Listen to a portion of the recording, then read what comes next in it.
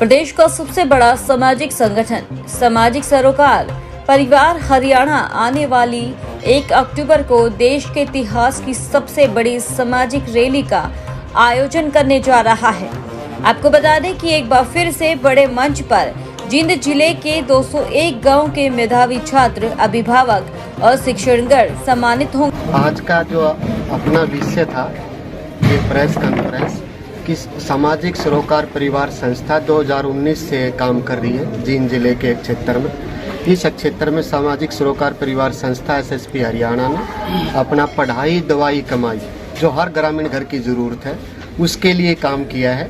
और उस काम में अब तक जो काम किया है रिपोर्ट कार्ड जो है वो सारी डिटेल अब आपको बताएंगे ताकि वो एक मॉडल उभरे और सारे पंथ पार्टियों के प्रधान और बड़े बड़े जो भी सामर्थ्यवान अधिकारी सामाजिक संस्थाएं हैं ताकि उस पे काम करेंगे तो हमारा ग्रामीण विकास होगा। और स्वामी विवेकानंद जी की जो अपनी थी कि भारत को विश्व गुरु बनाना है, India as a knowledge power society, वो सारी उससे प्रेरणा लेके काम करेंगे तो ग्रामीण विकास से ही वो संभव है। पढ़ाई के एक क्षेत्र में सामाजिक सरोकार परिवार संस्था ने जींद के एक क्षेत्र में 50 पुस्तकालय लगाए।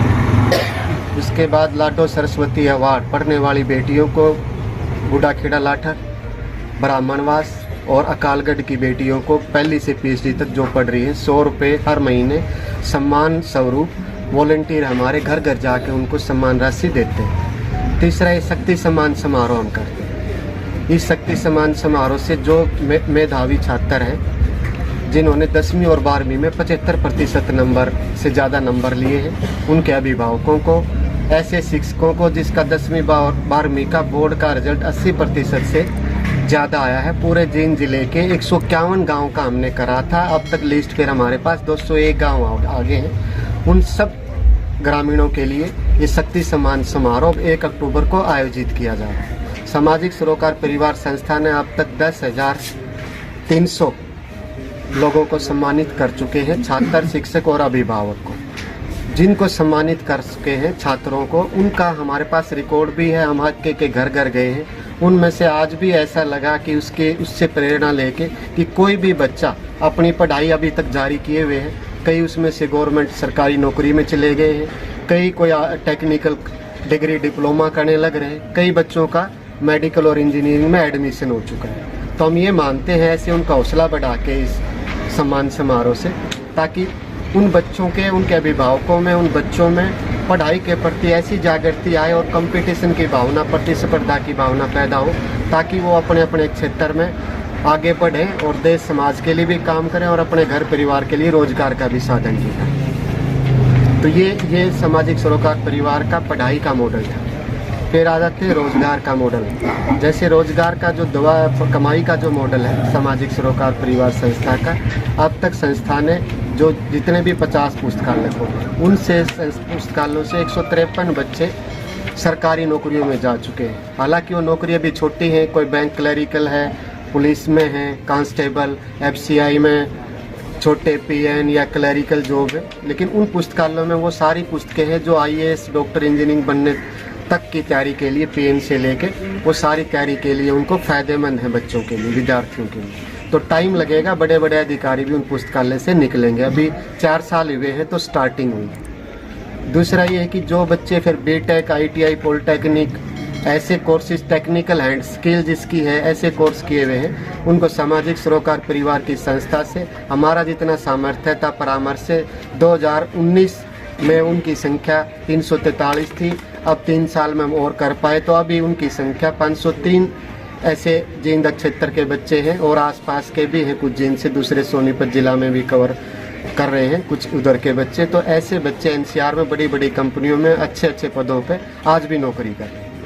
इसके अलावा कुछ ऐसे बच्चे रह जाते हैं विद्यार्थी ग्रामीण एरिया में जिनका सामाजिक आर्थिक कोई मजबूरी के कारण आगे नहीं पढ़ पाते, 10वीं 12वीं में अपना के बाद अपनी पढ़ाई छोड़ देते हैं और परिवार के गुजारे के लिए और कोई साधन होता नहीं कि ग्रामीण एरिया में किसान मजदूर के ज़मीन की भी अब कम हो गई है और कैश क्रॉप 6 महीने में एक बार कमाई होती है। तो बच्चों की पढ़ाई दवाई कमाई की व्यवस्था अच्छे नहीं कर पाते। तो ग्राम सभा के जो 251 मेंबर अलग अलग गाँव के लिख के देते हैं कि ये सबसे गाँव का गरीब आदमी है और ये कोई गलत आदत में नहीं पड़ा हुआ। जो कमाई का साधन दोगे तो अच्छा अपने परिवार का गुजारा करके पढ़ाई दवाई कमाई का परिवार के लिए ही, परिवार की गरीबी रेखा से ऊपर उठाएगा, आत्मनिर्भर परिवार अपने को बनाने में मदद करेगा।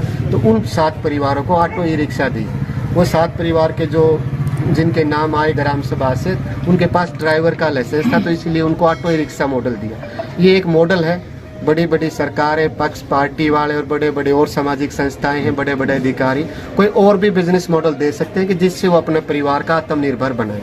तो सामाजिक सरोकार परिवार का अब तक का ये पढ़ाई दवाई कमाई का, अपना रोजगार का ये किस्म से आपके पास रिपोर्ट कार्ड भी है और एक मॉडल भी है।